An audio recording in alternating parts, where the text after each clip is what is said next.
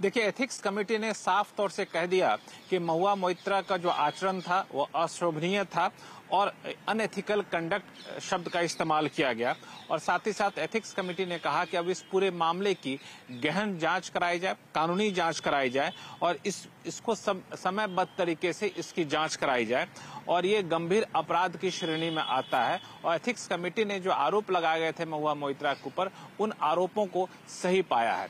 अब इसके बाद का जो रास्ता है, चूंकि इस एथिक्स कमेटी को लोकसभा में स्वीकार कर लिया गया और इसके बाद अब दो रास्ते हैं। पहली बात तो यह है कि इसकी अब गहन जांच कराई जाएगी, फिर वो जांच रिपोर्ट आएगी तो फिर आगे की कार्रवाई होगी। इस बीच महुआ मोइत्रा के पास विकल्प होता है कि सुप्रीम कोर्ट में जाएं, इसके खिलाफ अपील करें और अपील के बाद सुप्रीम कोर्ट अगर कोई दिशा निर्देश देती है तो उस पर फिर अमल होगा। लेकिन तत्काल जो मुझे लगता है कि इस पूरे मुद्दे को एक राजनीतिक नजरिए से देखा जा रहा है और इस मुद्दे ने पूरे इंडिया अलायंस को एकजुट होने का मौका दिया। और संसद में महुआ मोइत्रा के निष्कासन के बाद हमने देखा कि सभी विपक्षी सांसद बाहर निकले, गांधी मूर्ति के पास गए, वहां पर विरोध प्रदर्शन किया, फिर महुआ मोइत्रा ने अपना बयान भी दिया है। तो मुझे लगता है कि ये राजनीतिक मामला ज्यादा रहेगा आने वाले दिनों में और कानूनी पक्ष भी देखना होगा कि सुप्रीम कोर्ट जाती है तो वहां से क्या निकल करके आता है। लेकिन अगले कुछ दिनों तक जो संसद का मानसून शीतकालीन सत्र है, अब तक बहुत ही सामान्य तौर तरीके से चल रहा था। मुझे लगता है सोमवार से जब संसद का शीतकालीन सत्र दोबारा बैठेगा